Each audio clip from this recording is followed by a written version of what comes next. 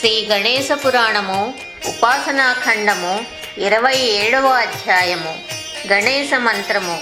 విశ్వామిత్రుడు భీమునికి గణపతి ఏకాక్షరి మంత్రము ఉపదేశించి, రాజా, ఈ మంత్రంను నీవు దక్షుడు నిర్మించిన గణేశ ఆలయంలో అనుష్ఠానం చెయ్యి. వరద గణపతి ప్రసన్నుడై నీ సర్వకామ్యములు తీరుస్తాడు. నీకు ధర్మార్థ కామ మోక్షములు ప్రసాదిస్తాడు. నువ్వు స్వేచ్ఛగా నిశ్చింతగా నీ పురానికి మరలిపోవచ్చు అని చెప్పాడు. విశ్వామిత్రుని సలహాను అనుసరించి భీముడు తన నిజపురంలో సంతోషంతో ప్రవేశించాడు. రాజు తిరిగి పురంలో ప్రవేశించినందుకు పురజనులు ఆనందోత్సాహాలతో రాజుకు ఘన స్వాగతం ఇచ్చారు. రాజు యథాపూర్వం రాజ్యపాలన చేపట్టాడు.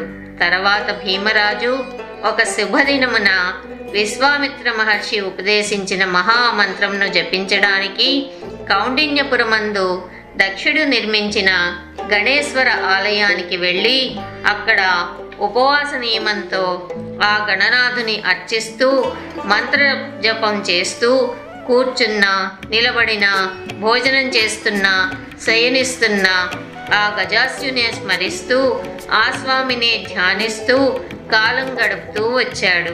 నీటి అందైనా, భూమి అందైనా, ఆకాశమందైనా, చెట్టునందైనా, పుట్టయందైనా, ఎందైనా సరే ఆ ద్విరదాస్యుని స్వరూపంనే దర్శిస్తూ వచ్చాడు.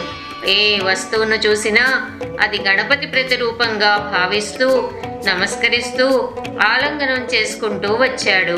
అయితే అజ్ఞానం చేత ఆ స్థితికి ఎదగని కొందరు రాజుకు పిచ్చి పట్టిందనో లేక పిశాచం ఆవరించిందనో భ్రాంతి చెందుతూ ఉండేవారు. భీముని అనన్య భక్తికి మెచ్చి గజానండు సాక్షాత్కరించి, రాజా, నువ్వు ముక్తుడవయ్యావు, నీకేం కావాలో కోరికో అని రాజు చేయి పట్టుకుని అడిగాడు. అప్పుడు రాజు ఆనంద భాష్మములు రాలిస్తూ గద్గద స్వరంతో, ఓ దేవా, నీ పాదాంబుజము తక్క నాకితరమేదియునూ తెలియదు.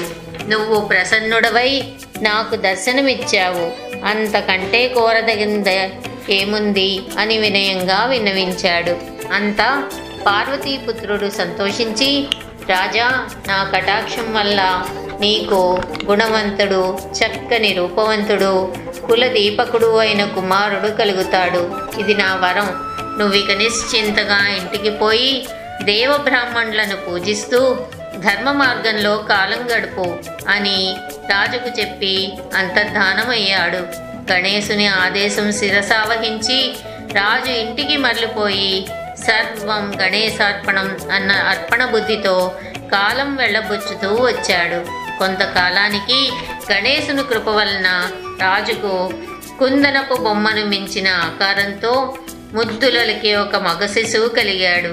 రాజు పుత్రోత్సాహం ఘనంగా జరిపి బ్రాహ్మణులను ఇతరులను భూరిదానాలతో సత్కరించాడు. విప్రోత్తముల సలహా మేరకు కుమారునకు రుక్మాంగదుడనే పేరు పెట్టాడు. రుక్మాంగదుడు శుక్లపక్ష చంద్రుని వలె దినదిన ప్రవర్ధమానుడై పెరుగుతూ వచ్చాడు.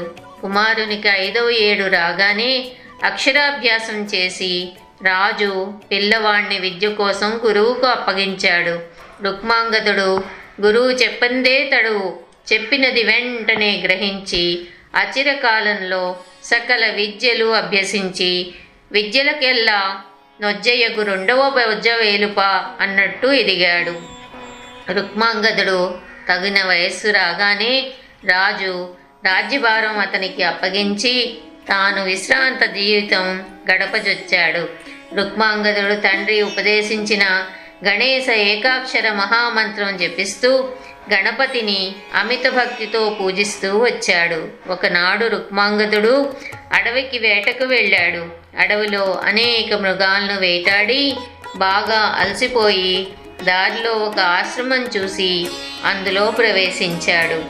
27వ అధ్యాయం సమాప్తం.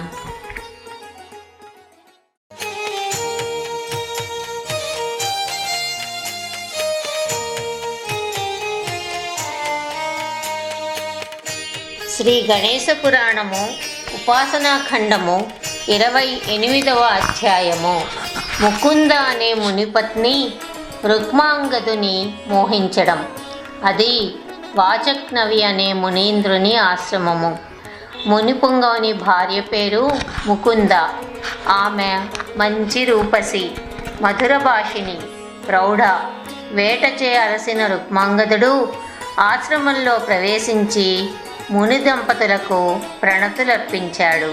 తర్వాత వాచక్నవి స్నానానికి బయటకు వెళ్ళిపోయాడు. రుక్మాంగదుడు చాలా దాహంగా ఉంది, కాస్త చల్లని మంచినీళ్ళు తల్లి అని ముకుందను కోరాడు. నవమన్మధుడిలా ఉన్న రుక్మాంగదుని రూపం చూసి ముకుంద ముగ్ధురాలైంది. ఆమెకు అతనిపై మోహం ముంచుకొచ్చింది. కామాతురాణం న భయం న లజ్జ. కామమోహితులకు లజ్జ భయం ఉండవు. ఆమె ఓహోహో, మన్మధుని అధక్కరించే రూపం గల నీ వంటి పురుషుణ్ణి నేనిది వరకు ఎన్నడూ చూడలేదు. నీ ముందు దేవతలు సైతం దిగదుడిపే. నీపై నాకు మోహం కలిగింది. నా మనస్సు నీపై పోయింది. రా, నాతో రమించు. నీ అధరామృతాన్ని నా తనివి తీరా గ్రోలని అంటూ రుక్మాంగదుని ప్రతిభోగాన్ని ఆశించింది. ఆమె పలుకులకు రుక్మాంగదుడు దిగ్భ్రమ చెందాడు. అతడు జితేంద్రియుడు, ధర్మం ఎరిగినవాడు. అందుచేత అతి మర్యాదగా, అమ్మా, నీ ప్రౌఢిమము విరమించు. గజానన్ని కృప వలన తుచ్చమైన పరదారాపేక్ష నాకు లేదు. అందుచేత నీ మీద నా మనస్సు లగ్నం కాదు, కాబోదు. కామంతో ఉన్న నీ చేతి మంచినీళ్లను కూడా నేను తాగను. ఇది పవిత్రమైన మున్యాశ్రమం కదా అని ఇందు ప్రవేశించాను. ఇదిగో ఇప్పుడే వెళ్ళిపోతున్నాను అని చెప్పి వెనుదిరిగిన రుక్మాంగదుని చేయి పట్టుకుని, రాజా, పరుల భార్యలను బలాత్కరించిన వాడు నరకానికి పోతాడు. కానీ వనిత తనంతట తాను వలచి వస్తే తప్పు లేదు. అంతెందుకు, కృతత్రేతాయుగాల్లో బ్రహ్మ స్త్రీలకు స్వాతంత్రం ఇచ్చాడు. కాబట్టి నాతో రమించు. నా మాట మన్నించకపోతే నిన్ను భస్మీపట్లం చేస్తాను అంటూ కామపరవశురాలై ముకుంద అతన్ని గాఢంగా ఆలింగనం చేసుకుని బలాత్కారంగా చుంబించింది. రుక్మాంగదుడు చప్పున ఆమె బాహుబంధం నుంచి విడిపించుకుని ఆమెను దూరంగా తోసివేశాడు. ఆమె నేలపై పడింది. కొద్దిసేపు స్పృహ తప్పి తర్వాత లేచి, ఓ అవివేకురాలా, నువ్వు ఋషిపత్నివి. ఎవరి మనస్సు పరపురుషుని అభిలషిస్తుందో ఆమె నరకాలకు పోతుంది. సముద్రాలన్నీ ఇంకిపోనీ కాక నేను నిన్ను వరించడం అసంభవం అని నిష్కర్షగా చెప్పాడు. ముకుందకు పట్టరాని కోపం వచ్చింది. రాజా, నన్ను నువ్వు నిరాకరించావు, నాకు కష్టం కలిగించావు. నీది రాతిగుండ, అందుచేత నీకు కుష్టు వ్యాధి వస్తుంది పో అని ఒళ్ళు తెలియని ఆవేశంతో రుక్మాంగదుడిని శపించింది. ఈ ఆకస్మిక దుర్ఘటనకు అతడి మనస్సు చివుక్కుమంది. మిక్కిలి దుఃఖిస్తూ మున్యాశ్రమం నుంచి మరలిపోయాడు. అలా తిరుగుమొహం పట్టిన రాజు మార్గమధ్యంలో తన దేహంపై బొల్లి మచ్చలు వ్యాపించడం గమనించి విలపిస్తూ గజానన్ని ఉద్దేశిస్తూ, ఓ గణేశ్వర, నేను నీకేం అపరాధం చేశాను? ఎందుకు నన్ను దుర్గతి పాలు చేశావు? నేనెందుకు ఋష్యాశ్రమానికి వెళ్ళాలి? ఎందుకు దుష్టురాలైన మునిపత్ని కంటపడాలి? ఓ సిద్ధిపతి, బహుశా నువ్వు దుష్టులనే వృద్ధి చెందిస్తూ ఉంటావు. నీ అవతారాలన్నీ దుష్ట శిక్షణకు, శిక్ష రక్షణకే కదా. స్వామి, తన అందానికి గర్వపడిపోతున్న ఆ స్వైరిని ముకుందనేల నశింపచేయువు. బంగారంలా ఉన్న నా శరీరం ఎందుకు అసహ్యంగా మారాలి? నా ఏ పాపకర్మలన్నీ ఈ దుస్థితి తెచ్చింది? కానీ స్వామి, నీ పాదాలు నేను విడువను. ఇదివరకటి కంటే రెట్టించిన భక్తితో నిన్ను సేవిస్తాను. జుగుప్సాకరంగా మారిన నా ఈ దేహాన్ని ఇతరులకు ఎలా చూపడం? అందుచేత ప్రాయోపవేశం చేసి ఈ శరీరాన్ని శుష్కింపచేస్తాను అని నిశ్చయించుకుని ఒక మర్రి చెట్టు కింద కూర్చున్నాడు. రాజును అనుసరించి వెళ్ళిన భటులు రాజు కోసం వెతికి చివరకు సాయంకాలం అవుతూ ఉండడం చేత ఎవరి ఇళ్లకు వాళ్ళు వెళ్ళిపోయారు. ఇలా రాజు భటులు విడిపోయారు. రాజు ఏకాకి అయ్యాడు. 28వ అధ్యాయం సమాప్తం.